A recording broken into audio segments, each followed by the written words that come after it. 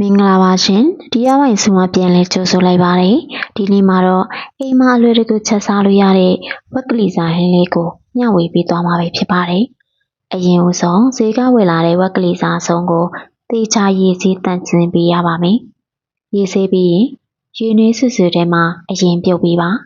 ဒီလိုပြုတ်ပေးခြင်းအပြင်အငြင်းကြေးတွေဖယ်ထားနိုင်ပြီးကလီစာတွေကိုပုံမတန့်ခြင်းသွားစီပါတယ်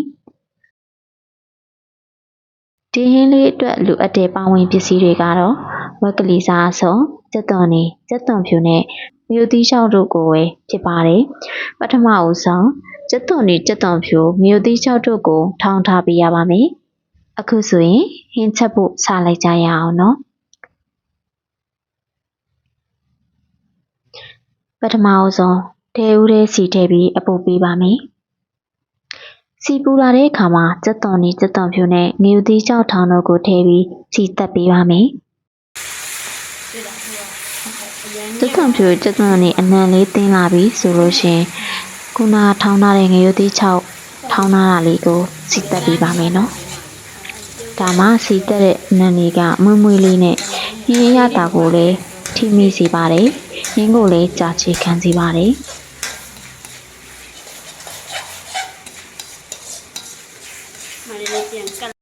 စီတက်တာလေးမွေးလာတဲ့အချိန်မှာတော့ပြုတ်ထားတဲ့ဝက်ကလေးစာစုံကိုထည့်ပြီးသမအောင်မွေပေးပါမယ်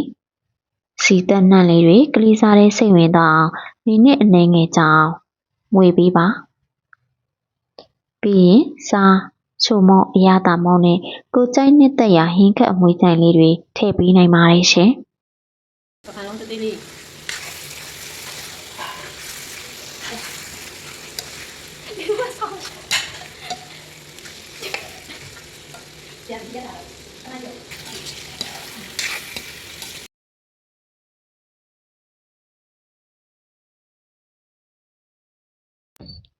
အရသာမုတ်တွေထည့်ပြီးဆိုရင်တော့အရသာမုတ်လေးအထဲကိုဝင်သွားအောင်လို့မွေပေးထားရပါမယ်ပြုတ်ထားတဲ့ရေနှဲငယ်ကြံနေတာလေးတွေခန်းချောက်သွားပြီဆိုရင်တော့ရေလေးထပ်ထည့်ပေးပါမယ်ရှင်ရေလေးထပ်ထည့်ပေးပြီးပါပြီဆိုလို့ချင်းအရသာလေးတွေ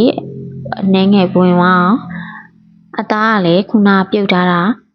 တန်ချင်းအောင်ပဲပြုတ်ထားတာဖြစ်တဲ့အတွက်မကြက်သေးပါဘူးမကြက်သေးတဲ့အတွက်သူ့အရသာလေးဝင်ပြီးကြက်သွားအောင်လို့အဖုံးလေးအုပ်ထားပေးပါမယ်နော်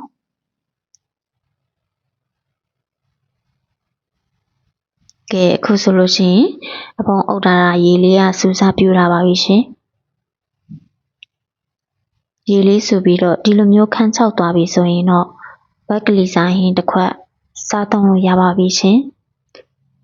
အသားနဲ့ဟင်းခက်အနှစ်တွေတမသွားတဲ့အခါ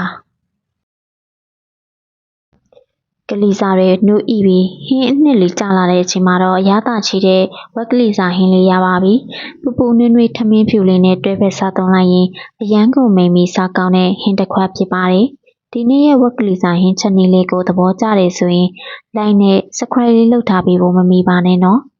ဗီဒီယိုလေးကိုအဆုံးထိကြည့်ရှုပေးတဲ့အတွက်ကျေးဇူးတင်ပါတယ်ရှင်နောက်ထပ်လာမယ့်ဗီဒီယိုလေးတွေကိုလည်းစောင့်မျှော်ကြည့်ရှုအားပေးကြပါအောင်ရှင်အားလုံးကိုကျေးဇူးတင်ပါတယ်ရှင်